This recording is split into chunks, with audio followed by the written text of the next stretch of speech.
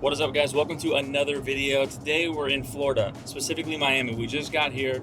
How we feeling? Feeling good. Whoop, whoop. We are on our way to our very first potential production meeting. We're interviewing a production partner that's going to hopefully take over ChunkyFit for us to help us expand our production line, go even further, because we can only bake so much and we've hit our capacity. We're getting a lot of really good feedback and a lot of really good retail customers that are now interested in us, and we need to be able to push the limit on what we can produce. So we're going to see what's going on today with these guys. First, we're doing a tour, meeting the team, and then tomorrow is all about the pilot run. We're going to run the cookies through their facility, through the machinery, through the flow wrappers, everything that you can imagine from a full production run that we're going to bring you along for. So I'm definitely excited about it. We'll see you there. All right, y'all. So since I'm a one-man show here and I film and edit all of my own videos, I'm going to start adding voiceovers like this to help you understand what's going on when I'm filming these scenes where I can't talk or share the actual audio. And hopefully it gives you a little more context and insight into what we're doing and what's going through my head at the time. So right here, we're doing our initial meet and greet with the production team. We're going over our current product, talking through specs and goals, and just making sure we're all aligned for the next few days. At this point, we're really excited to get our hands dirty and see what the facility is all about. But like any new partnership, you have to take the time up front to understand each other. This makes everything way more effective and efficient down the line. So first initial meeting with the team, pretty cool. Got a little tour of their facility there. That's just like their offices and that area where they do podcast content, their meetings, their main offices. And then we're gonna head over to the production facility to start testing the bench top and kind of really getting our hands dirty with the dough. But apparently you need pants to go in the production facility. So we're at Target trying to find Angel some pants. You gonna buy slacks? The CEO of this company tried to give him a pair of pants, and regrettably, Angel did not fit in those pair of pants. So we're gonna grab these, and then we're gonna head over to the production facility. I got blue fucking underwear.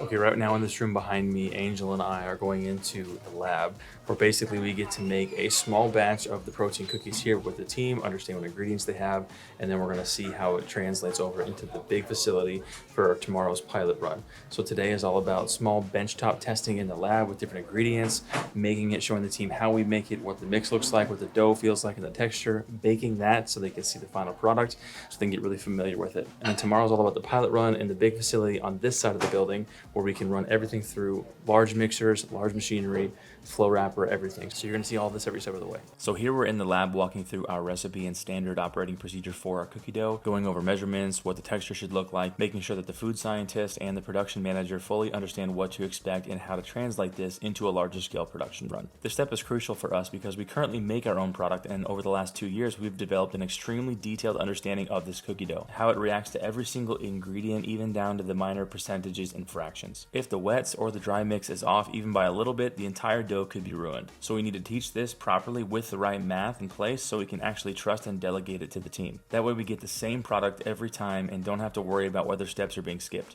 Okay, right now we just finished creating the benchtop tests.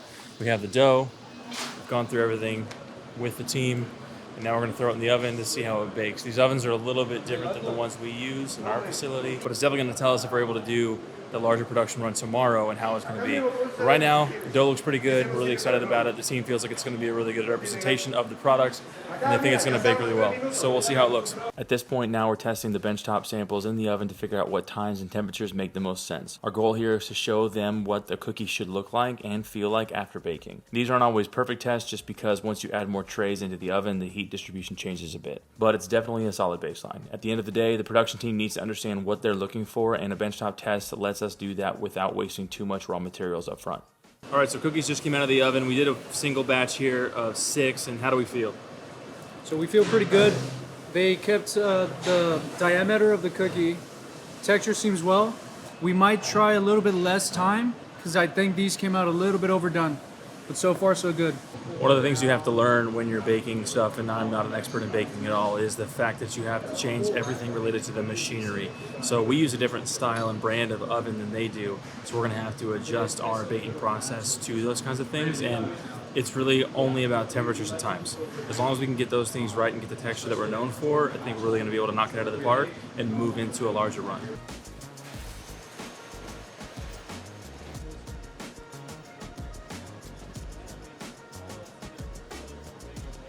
Just wrapped up an impromptu podcast, I guess, pseudo podcast conversation I don't know. Tomorrow's gonna be really fun because we're gonna actually get to see the pilot run, Oh, yeah. run all the way through from Man. big mixer to big oven to full line and sealing to final packaging. We're gonna show it all the way through. So tonight, now we're just gonna go. We're gonna hit a lift, try to find a good gym, have some food. Maybe I can convince Angel to cheat on his diet. No. And then we'll catch back up tomorrow. This is day 1000. That'd be a good content. Okay, it's day 2, back at the lab. We're doing a full production run today, beginning to end.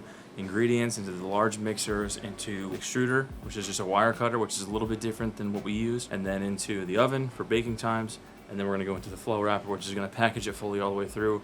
And it's really cool to see where this has come from Angel doing it in his kitchen, in his own house, to what we have today in our kitchen that you've seen before, now into a larger production facility. So we're gonna see what this is like from start to finish. We're gonna really get to experience it and understand the best way to go forward so we can fully scale this business and kind of take it to the next level. All right, so we're getting washed up, talking through the plan and going over the scaled recipe once more. Then we start mixing all the dries from our flours to our protein blend. Then we add our initial wets, which is our flavoring, butter, honey, and avocado oil for the fats. Once that's all mixed, we add flour and eggs and chocolate chip inclusions so everything binds together properly. This part is really important to show the team on the floor how the dough should feel so they know when it's ready to move into extrusion. This extruder right here is called a dough depositor, also known as a wire cutter. You throw the dough in the top of the hopper and these grooved rolling pin-like augers squeeze it down to be cut. But as you can see, it's not coming out like we expected, so we started running into some issues here. Our dough isn't viscous enough to make it through the wire cutter evenly, and it's getting stuck and jammed up. But we still need to move forward and bake what we've made, so back to the old way of rolling and forming by hand, unfortunately. This definitely wasn't our plan, but we have to make do with what we can on the fly. At this point, we're getting a little stressed because we're worried we might have to go back to the drawing board on the recipe, which is the last resort and something we'd really prefer not to do. So after measuring out about 100 protein cookies, we get them in the oven to make sure our baking times and temperatures are dialed in. After pulling them out, they're just not quite what we expected. So now we're putting our heads together to really understand if something went wrong in the process or where we can go from here to make improvements with limited raw materials that we have left for today. So we go back into the bench testing and mess around with a few different ingredients. This time we're subbing in collagen for some of that protein to see if that helps and changing up some ratios. We had just enough dough to get a small batch into the wire cutter, and at this point we're getting hopeful but holding our breath. Again, as you can see here, the wire cutter still isn't getting enough dough through it to make a full cookie puck. And now the stress is really starting to set in, and Angel and I have to discuss what the plan is. But still, portioning out the dough is only half of this battle. So we had to hand roll this new dough again and get it in the oven to understand how it reacts to baking. I'll be honest though, after that bake, we still weren't fully convinced that this was it. But we were running out of time and we needed to move on to the flow wrapping stage. So we got what cookies we did have onto the flow wrapping machine and tested the packaging process to make sure that this part was at least good to go.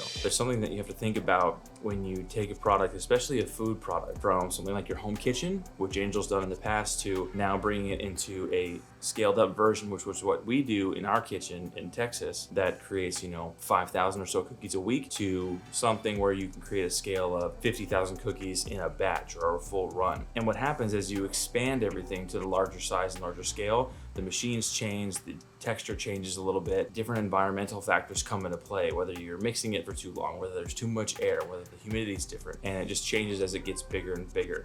So you always want to make sure that you're testing those phases of scaling up in order to have the best product, whether it's going to match exactly what you have or you're going to have to make final little tweaks to get there. So today's experience was positive, I would say overall, but it wasn't a total win. The initial mixing process and the creaming process was fine. The dough came out the way we expected it to. It kind of felt like what we're used to in our kitchen. But as we got into the dough extruder, this production team uses a different extruder than we do. And the one we have is much smaller. It's cheap. It's just one that gets us by and does the good job. That part we kind of failed on. So we pivoted and got the team together and started hand rolling like we used to, and made the cookie pucks the sizes we need and the dimensions we wanted so we can get them in the oven and start testing times. And while we were waiting, we started kind of playing and toying with different ideas on what we can consider to add or change in order to make that dough softer for their extruder. Now we're toying with collagen, which is really exciting. We checked pricing, we checked availability, we checked ratios, and we think we found something that we really like. So we took that from bench, pulled it into the wire cutter, noticed it was pulling a little bit, but there just wasn't enough dough because we didn't have enough raw materials to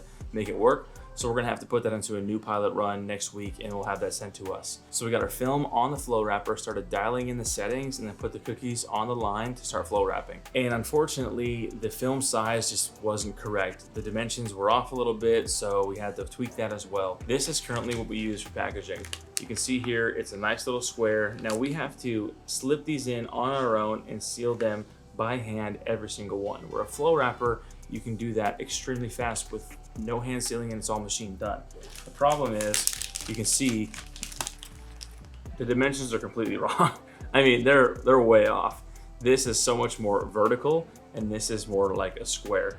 Now, the issue isn't necessarily with the square or the orientation, but it's more in the space. You can see here, we have a lot of space to work with. There's so much room. So we're gonna have to chop it down a little bit. The sides are fine, the cookie's right here on the edge, but it's just not where it needs to be. You can tell that some of our call outs here don't fit the front and the cookie's just clearly way too big. So a little upset and frustrated with that experience as well, but that's part of this process. You're never gonna get everything right the first time. I can't tell you how many iterations we've gone through, and then prior to me even being part of ChunkyFit, how many iterations Angel has gone through to try to dial in the cookie, the label, every level of the experience to make sure that we have the right product that we really love and really want to represent the brand. So that's why I wouldn't call today a full win. It wasn't a loss by any stretch. We got to meet the team. We got to learn more about their experience and learn more about their facility as a whole and the upgrades that are coming so we can create more SKUs and more new ideas.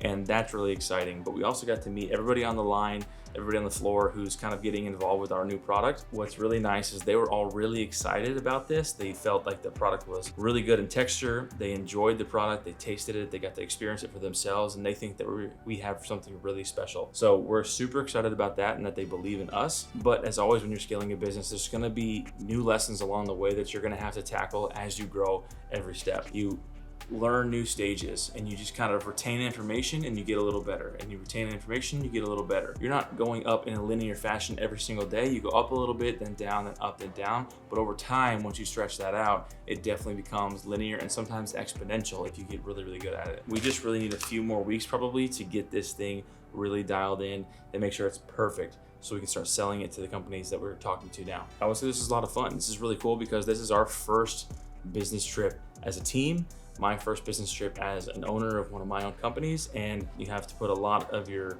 trust and faith in the process, in the team you're working with, whether it's your partner, whether it's your production partners, whether it's your label and film partners. There are a lot of people involved in projects as they grow. This is something I've always wanted to do, was be an entrepreneur, but also create and share the process. That's what my goal is with these videos, is to bring you guys in behind the scenes to show the business that we're building, but also challenge myself to create the content and get out of my comfort zone of talking about it and sharing it.